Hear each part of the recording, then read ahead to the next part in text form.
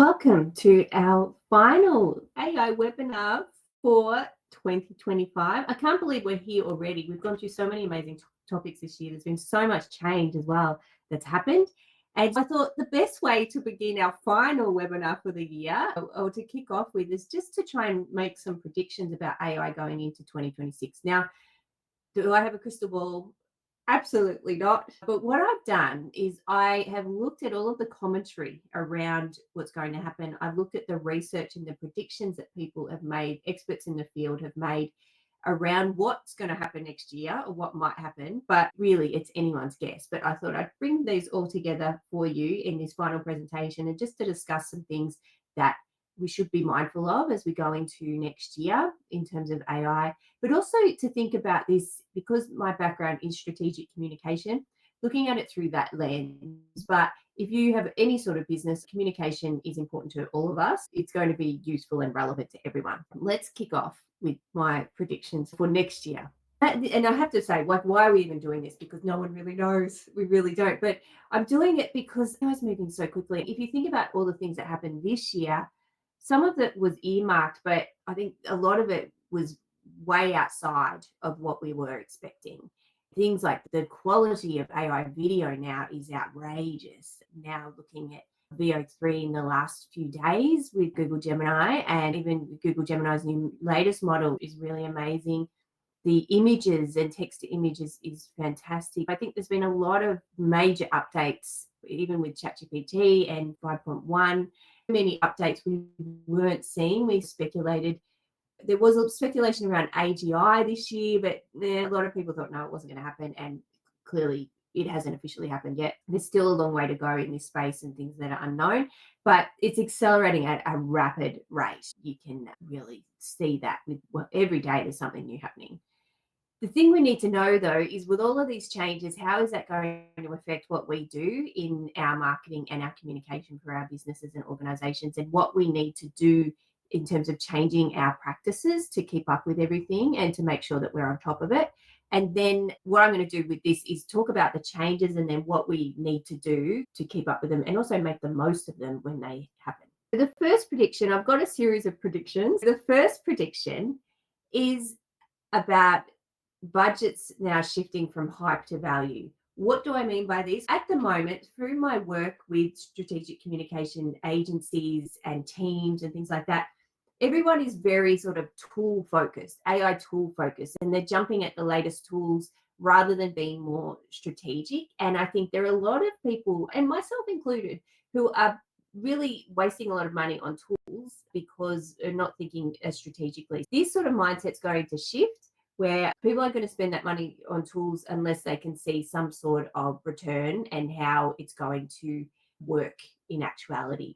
Also, there's been a huge gap in training in organizations and AI training, and there's the prediction that this is going to start to shift. It's been really interesting from a researcher's point of view, where it's like people in senior management know they need to integrate AI more into their practices, but they're not training their staff to do so. It's really interesting. There's been this really training gap that stopped people, and that is predicted to shift.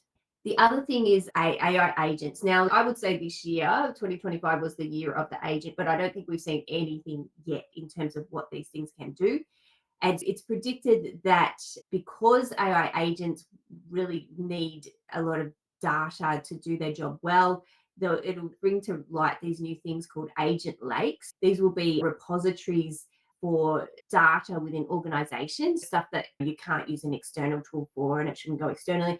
AI agents within organizations will be able to use to do their work and perform their functions. Now, if you are a bit confused with what an AI agent is, basically it's an AI tool that can go off and do tasks autonomously. An example might be, I've used it to do like a competitor analysis on the web for some of my clients, where I'll say, these are the companies, go off and see what they're doing on their websites, and we do an analysis of competitors against my client's website. And I go through and check it as well, but it means that I don't have to go off and search those websites on my own and spend that time. It gathers all that information on its own, and then it will come back in 10 minutes and give me information. It's pretty good. And they're saying this sort of agentic AI is going to help free us up with a lot of tasks, particularly in communication, but we'll need to have certain pools of data that are safe and secure for it to draw on and use. Next, we have the prediction of proof beats promises. Again, look, I think there's been two camps with this, where some people have been very hesitant to jump into AI, which is fair enough. It's good to be cautious. But then there's been others where they've really just thrown themselves in without looking at or evaluating whether it's working and what the value is on the return of that investment. Now, I think that's going to shift as AI is not a novelty anymore. It's becoming everyday and necessary. And so it means that communications budgets, they'll have projects that only link AI if it's in that link directly to the impact. They won't just use AI for the sake of it. They'll only use it if it's actually going to have a positive impact on the outcomes of what they're trying to do. There's also this idea around inference workloads. When we're talking about AI, inference workloads means when you're getting AI to actually do a specific task and it does it all the time for you. Rather than just doing brainstorming, you have set up that AI to, for example, write media releases where you just give it the details and it turns it out. We've talked before in these webinars about custom GPTs and things like that. It's actually setting it up to do particular tasks, and that is going to increase. I think the more that people know how to use AI in that way and to really train it on their own material, then it can generate content that sounds like them and is relevant to their business and things like that. I think that is when this sort of inference workload situation is going to really take off. And a lot of people are doing that now, but when you think about it, and when I talk to businesses, a lot of people still don't know that's the best way to train AI and get the most out of it. Train it on your own material so then it can do your work for you. Of course, you still need to fact check and edit, but it's, like that's the best way to do it. It's much more focused and strategic and much more efficient. That is going to improve in 2026. And then also, as I said, about the evaluation. So really measuring the outcomes and impact of what you're doing with AI. I wrote a whole chapter on this in my AI book because this is missing. It seems to be missing, like benchmarking. For example, if you're using AI to write blog posts for you, measuring, looking at the metrics of how did the blog post perform when you wrote all of them yourself compared to using AI to help you to write them now. Or same with social media content. Is your audience engaging in the same way that they did with this AI generated content compared to when you actually wrote the whole thing yourself? And so you need to really measure just how that's working and if it's working, and also what your customers, your target audiences think of it as well. Are you doing things really obviously so that they can see AI is being used, because or are you doing it under the radar, those sorts of things, and it's getting their responses as well. There was a case on this I read recently where a business, they didn't want to have a phone number on their website anymore. They just wanted a chatbot.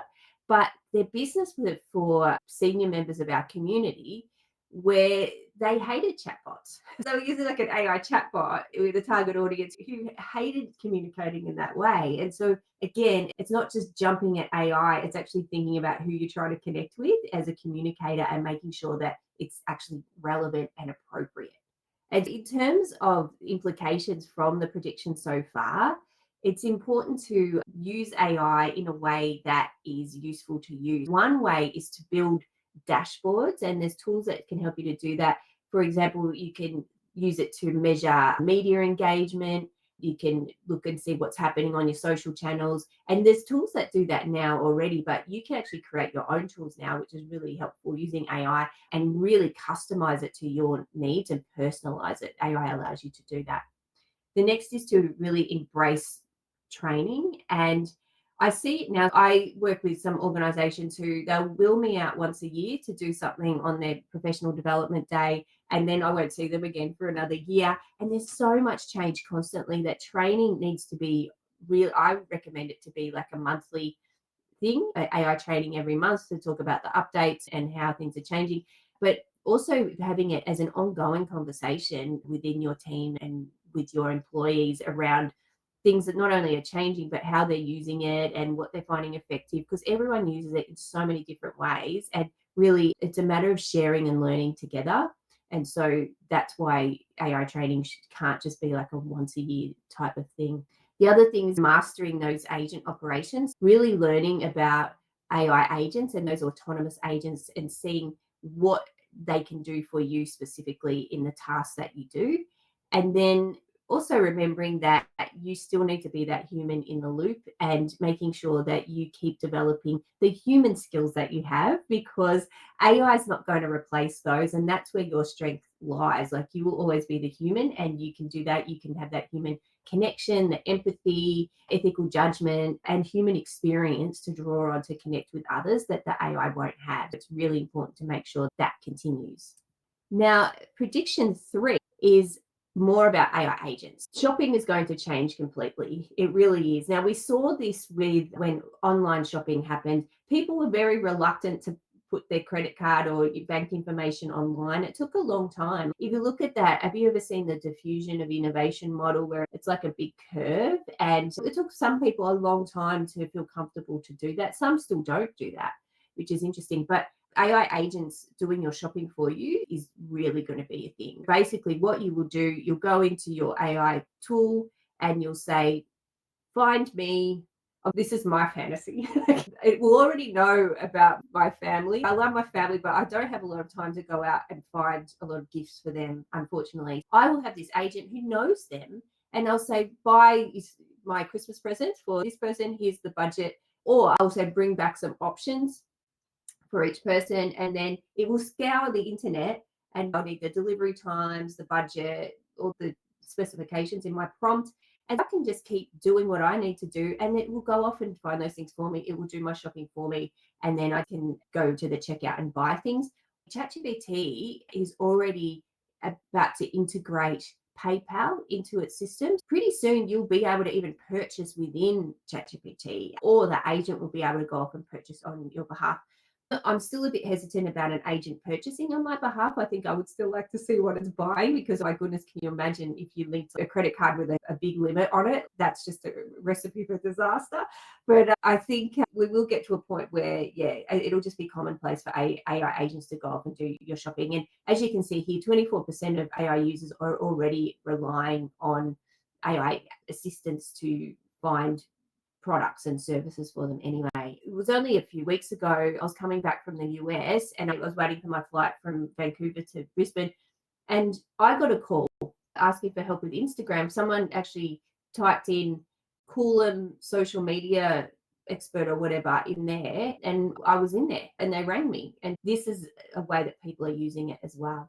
The thing is, what we need to make sure, because coming back from the Marketing AI Institute's conference this year, they were talking about how pretty soon websites aren't even going to be visited by humans so much anymore. They're going to be visited by AI agents on behalf of their human, right? It means that as a communicator, we need to make sure that website copy and websites are built with the agents in mind, as well as humans, but also with the agents in mind, so that agents can go and find the information that they need to. Because if not, it's going to be a missed opportunity if people are sending their agents off to find things that you have and they can't find them on your website. And following on from that is similar to what I talked about before about generative engine optimization, GEO. It's like search engine optimization, but they're talking about it with generative AI. It's also called AIO as well, similar names, but it's about people being able to find you in a generative AI tool. The example I just gave you about the woman who was looking for someone who could help with social media in Coolum, she typed that into ChatGPT and then people come up. And now it's really about how to not only show up in, say, Google search results, and also the AI generated summaries that come up now in Google, but also making sure that you can be found in when people are using tools like ChatGPT, Gemini, Claude, those sorts of things. But some research on that, there's differing reports and speculation about how to do that, and it's shifting all the time. From the research I have read, one of the things that helps you to be found is the recency of your content on your website. AI tools like ChatGPT tend to crawl and grip onto content that is the latest content. And so there was a study that was done where it was a website which had like really quite old material, but they just changed the dates on these pieces of content, and then it was able to be found through the AI tool. There's a tip as well. So you don't have to generally go off and rewrite all new content, but you can just update the dates on existing content, and then that will increase your chances of being found. But there's a whole other sort of layer that they're using too, in terms of having the same information about yourself in different locations on the internet. It's almost, they're looking for like consistency as well, and consistency of messaging as well. An example, my friend Dennis, he's an amazing digital marketer. He runs a digital marketing conference, and he put everywhere that it's the biggest digital marketing conference in the USA, I think. And it's not, but he just put that in multiple places on the internet, review sites and his website, and like just lots of places. And if you now go into ChatGPT and ask what is the biggest digital marketing conference in the USA, his conference name comes up, which is not good. It means that it doesn't mean it has to be factual. It just needs to be consistent and everywhere. Anyway, but that's a field and an area that's going to keep evolving, and we just have to see where it goes. It means that as for communicators, as I said, we have to really learn about what it is that AI agents are gripping onto in terms of information, and then making sure that we're writing in that way and we're building websites in that way. And also, it tends to like localized content. So you saw that example where that woman put in Coolum into her search into ChatGPT, and I came up. It's making sure that even if you do service people around Australia or around the world, that you still have your local area in there, or even just some towns and localities in there, so it's more specific for the agent or the AI, generative AI tool, to grip onto. The other thing is about having this truth architecture, which sort of flies in the face of the story I just told you about the biggest digital marketing conference in the USA.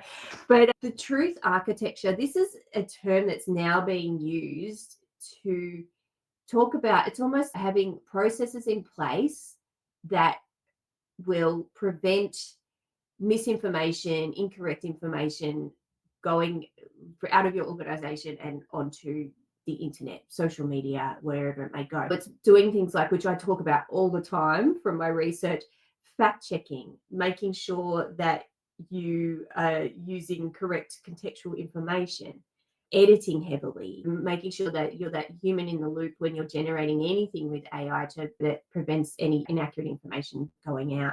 That's something you need to do as well, and having those consistent messages. Next prediction is about vibe coding. If you don't know what vibe coding is, it was on the cards a bit last year, but it's really ramped up this year, where basically it allows people who are not developers to be able to create apps. And it's pretty amazing. You can even do things like this in Canva now to create different applications to put on your website. An example is in Canva. If you go and you've got the pro version, if you go to the AI part and you say something like, build me a calculator that records calories for a daily meals or something like that, and give it exactly what you want, it will go and actually build that application for you, and then you can embed it into your website. I would not know where to begin to actually develop something like that. I created a quiz, an online quiz for my students, and I just gave it the questions and what I wanted it to look like, and then it created like the online quiz for me, which was really easy to use. But yeah, the code, you can see when you do it, the code, how it actually is being written by the AI, and it builds it for you. You just have to have a very clear idea of what it is that you want, and then it can create it. It's not just Canva. There are some other amazing tools that are pretty reasonably priced as well that will do it. But as a fellow AI enthusiast advised, in terms of vibe coding, you do have to generally pay. You get a free amount of space or time with these vibe coding tools, but the best thing you can do is really clearly articulate what you want, so then you don't waste time going back and forth with it, getting that nailed down before you use one of those tools. But it means that now you can create something that's very specific. I know that when I've been creating events and things, we've paid thousands of dollars to have an app developed for the event, which has all the locations and the people and all the things. But you could actually create that yourself now using vibe coding. It's really amazing, and it's just going to keep unfolding next year. However, with this, it also means that risks are going to arise from it. So you've got to be very mindful, because generally apps need data. You've got to be careful with what's happening with that data. Where is it going? Is it sensitive data? It's really important to keep those things in consideration as well when you're creating these sorts of tools. And then next, skills and ethics as differentiators. So prompt writing is still an important skill to have when you're using AI. It's getting easier to tell it what you want, absolutely. But I still think the more context and detail that you can give it, the better the result is. And it's like anything. It's like when you've got, say, an intern or a new staff member, if you only give them like a vague instruction, they're just going to give you a vague return, a vague result, aren't they? It's like that, just making sure that you can give it as much context and as many like detailed instructions as you can. Give it examples of what you want. This sort of skill of prompt writing is going to be still highly valued, because it saves time and frustration really, and improves the quality of what you get back. Also, teams and organizations and teams are going to stop looking at AI for specific use cases and start to use it as full processes, and doing things like redesigning their processes so that AI can be used. They can automate parts of it as well. That way, it's much more streamlined and easier to use. I think at the moment, where some people are more further along the track than others, but I think as a whole, we're just going to get better at using it and more knowledgeable and informed. I think we're going to become more sophisticated with its use to be able to free up our time better. It's going to be more like this sort of human AI teams. It will be mixed where, I mean, at the Marketing AI conference at Macon, there was a guy there talking about, so in Silicon Valley, in some of those software companies, each employee has 10 agents that they look after that do, specific parts of their job for them. They're managing a team of agents rather than them doing it with a little bit of AI help. Like, they get each agent to do a specific task, because they only seem to manage one specific sort of task at a time. But they're overseeing that and being much more productive that way, rather than just using, say, ChatGPT for a bit here and a bit there. It's becoming much more streamlined.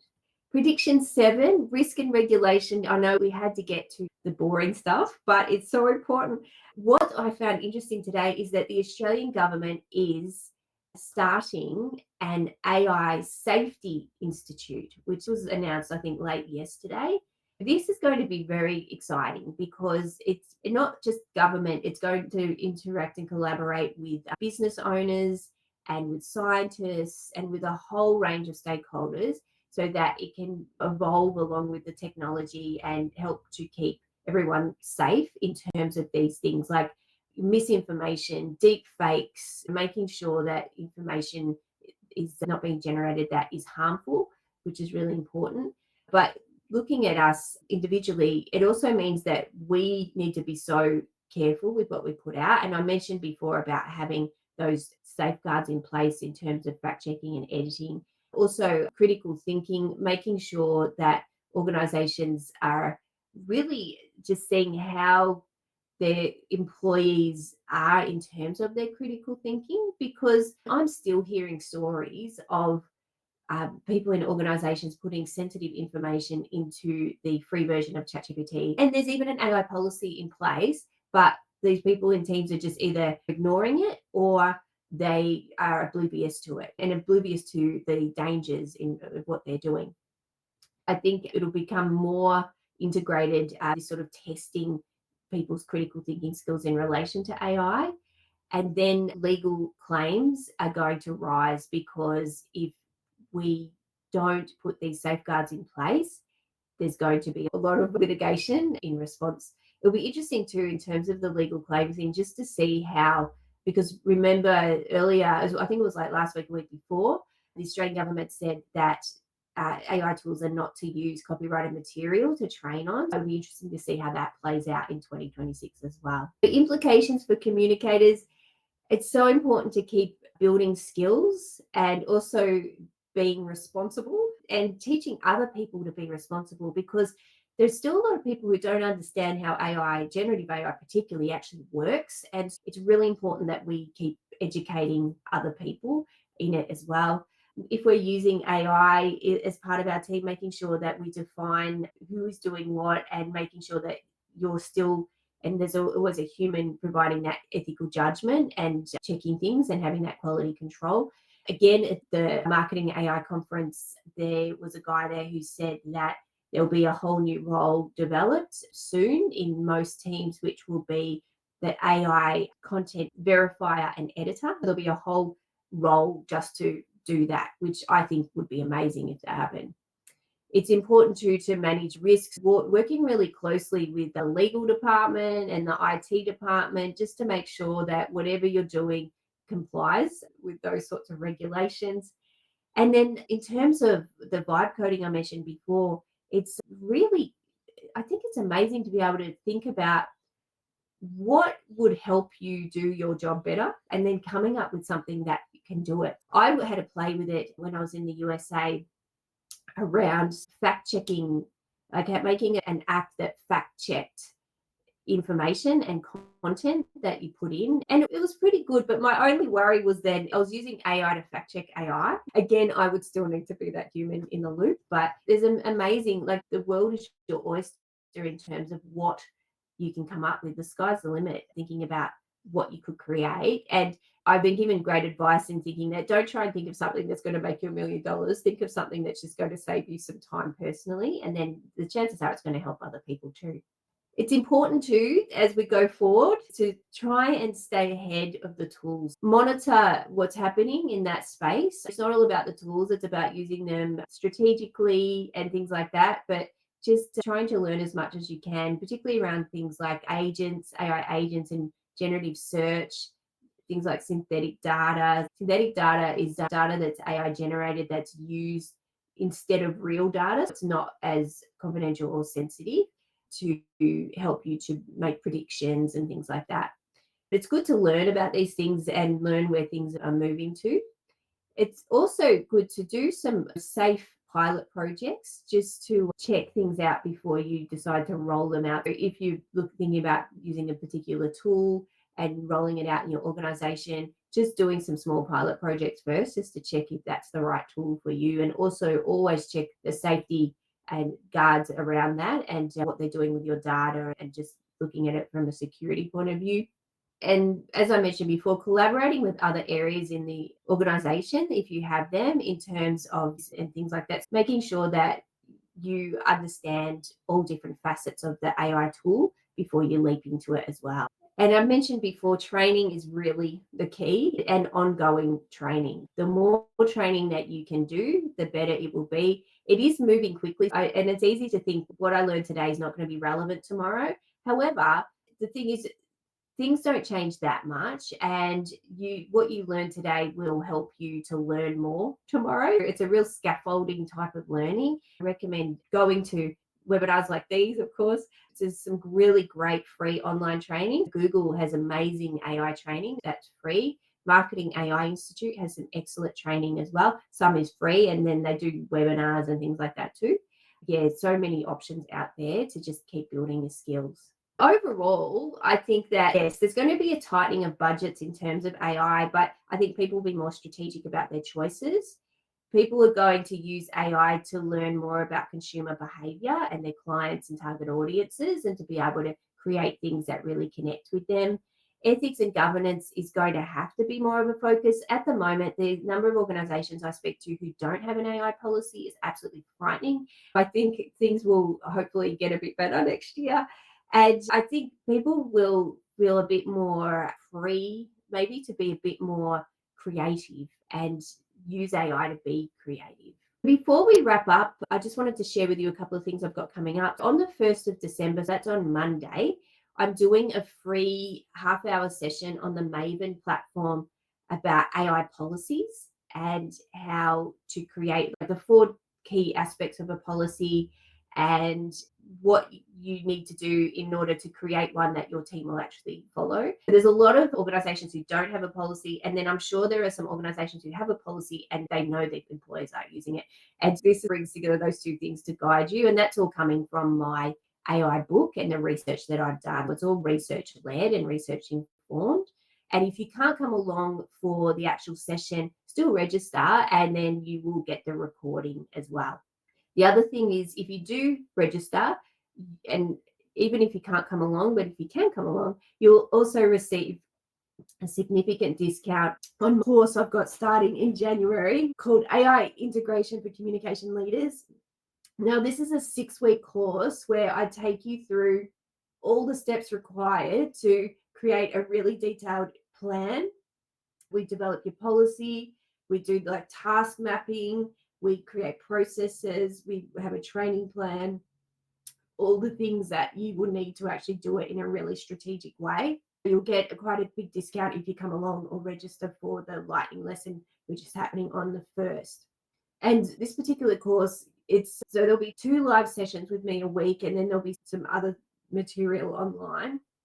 But yeah, by the end, you'll have a really robust plan that, again, is research led. It's not me just plucking things out of the sky. It's based on all the research that I've been doing in this space for the last 2 years, really. Yeah, that would be super helpful. And there's the QR codes for that.